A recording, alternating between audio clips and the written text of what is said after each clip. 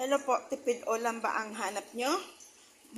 Mag-boiled ka ng itlog, kahit ilan po ang gusto nyo.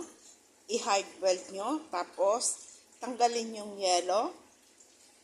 Ito po, mag-ano tayong giniling na, kung anong giniling na karne gusto nyo, manok, baka, or ang manok, baka, or karning baboy. Igisa nyo sa sibuyas. Lagyan nyo ng carrots, ginadgad, or pinino, or food processor. Pakaluto po, lagyan natin ng konting timpla, asin, konting bitchin, soy sauce. Tapos, ilagay po natin dito, ibalik natin, ganyan. Lagyan natin ng parsley or ang celery. Tapos, magbati tayo ng itlog. Ilalagay po natin to dito. Yan. Ilalagay natin dito. Ayan. Ipa-fried po natin yan. Ayan. Fried na natin yan.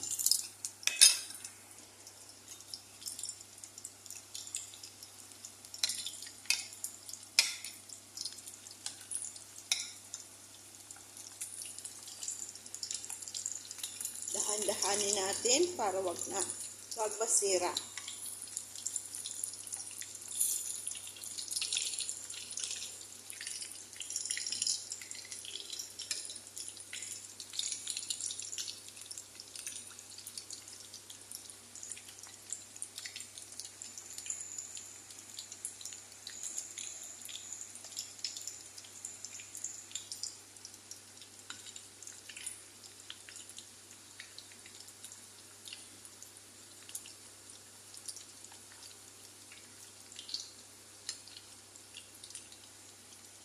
Pwede po natin yan lagyan sa puff na hotdog. Kasi po ang tawag dito, rellenong itlog.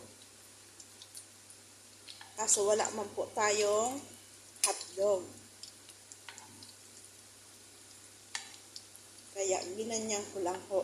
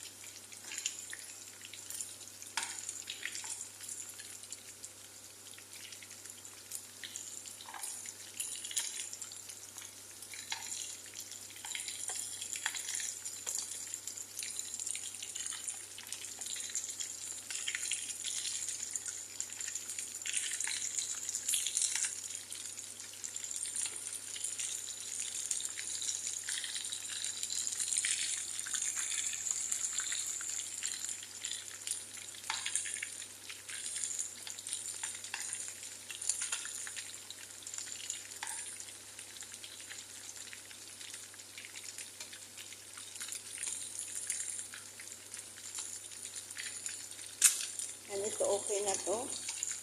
Tanggalin na natin yung iba. Ayan po, rellenong itlog.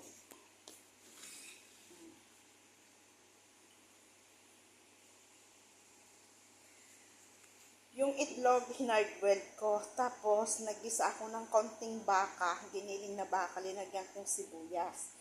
At saka, pwede mo lagyan siya ng parsley or ang celery. Tapos, paminta, bitsin, asin, oyster sauce.